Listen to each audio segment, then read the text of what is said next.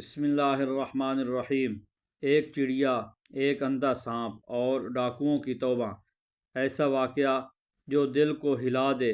خاموش رات تھی، چاندنی ہلکی ہلکی زمین پر بکھری ہوئی تھی، ہوا میں ایک عجیب سا سکون تھا، مگر اس سکون کے پردے میں ایک گناہ کی تیاری ہو رہی تھی۔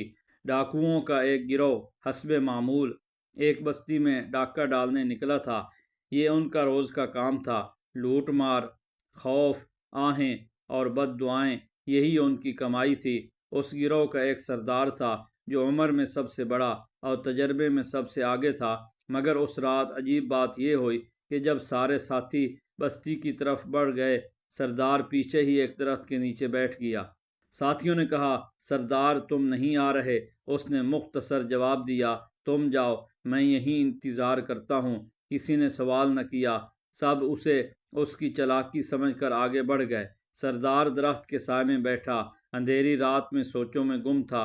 اچانک اس کی نظر سامنے ایک کھجور کے درخت پر پڑی۔ درخت پر کچھ پکی ہوئی کھجوریں تھیں اور کچھ بالکل سوکھی ہوئی۔ اسی لمحے اس نے ایک عجیب منظر دیکھا۔ ایک ننھی سی چڑیا آ رہی ہے، کھجور کے درخت سے ایک کھجور چونچ میں اٹھائی، پھر وہ کھجور لے کر اڑتی ہوئی قریب ہی پڑی ایک خشک کھجور پر جا بیٹھی۔ چڑیا نے وہ کھجور وہاں رکھی اور دوبارہ اڑ گئی۔ سردار نے حیرت سے آنکھیں سکیڑ لیں۔ چڑیا پھر آئی، پھر ایک کھجور لائی، پھر اسی خشک کھجور پر رکھی اور پھر واپس چلی گئی۔ یہ عمل بار بار ہو رہا تھا۔ سردار نے دل میں سوچا، یہ کیا معاملہ ہے؟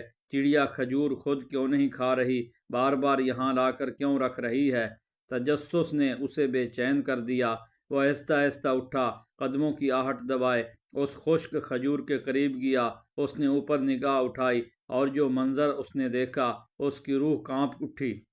خشک کھجور کے اوپر درخت کی ایک دراڑ میں ایک اندھا سانپ موجود تھا۔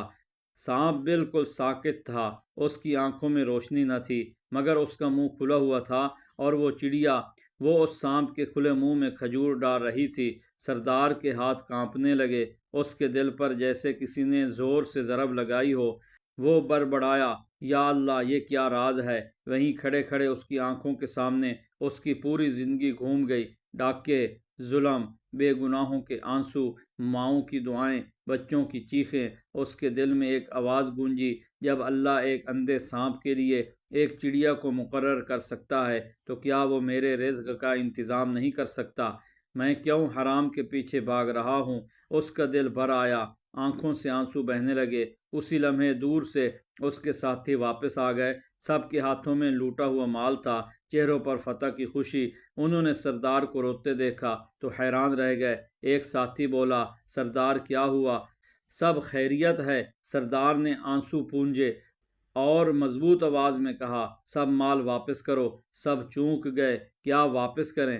ہم نے بڑی محنت سے یہ سب حاصل کیا ہے۔ سردار نے کہا، میں نے کہا سب مال واپس کرو اور اللہ کی حضور توبہ کرو۔ ایک ساتھی غصے میں بولا، یہ اچانک کیا ہو گیا ہے؟ وجہ تو بتاؤ۔ سردار نے گہرا سانس لیا اور کہا، آؤ میں تمہیں وہ دکھاتا ہوں جس نے میری زندگی بدل دی۔ وہ سب کو اس خشک کھجور کے پاس لے گیا۔ اندھا سانپ اب بھی وہاں تھا اور چڑیا حسب معمول کھجور لا کر اس کے منہ میں ڈال رہی تھی۔ سردار نے لرزتی آواز میں کہا، دیکھو یہ اللہ کا نظام ہے۔ یہ سانپ اندھا ہے، شکار نہیں کر سکتا، مگر اللہ نے اس کے لیے رزق مقرر کر دیا، اور ہم جنہیں آنکھیں، ہاتھ، عقل سب کچھ ملا ہے، ہم حرام کے محتاج بن گئے ہیں۔ سب ڈاکو خاموش کھڑے رہے، کسی کے پاس جواب نہ تھا۔ ایک نے آہستہ سے کہا، واقعی ہم نے اللہ پر بھروسہ ہی نہیں کیا۔ دوسرے کی آنکھوں سے آنسو بہنے لگے۔ اسی جگہ سب نے ہاتھ اٹھائے، اللہ سے سچی توبہ کی اور لوٹا ہوا مال واپس کرنے نکل پڑے۔ وہ رات ان کی زندگی کی آخری گناہ والی رات تھی۔ کہا جاتا ہے کہ اس کے بعد وہ سب محنت مزدوری کرنے لگے، کسی نے کسی کا حق نہ مارا، اور اللہ نے ان کے رزق میں ایسی برکت دی کہ وہ خود حیران رہ گئے۔ یہ قصہ ہمیں سکھاتا ہے کہ رزق چوری، فریب اور ظلم میں نہیں بلکہ اللہ پر یقین میں ہے۔ اگر ایک اندھے سانپ کا رزق بھی مقرر ہے تو انسان کیوں حرام کے پیچھے بھاگے؟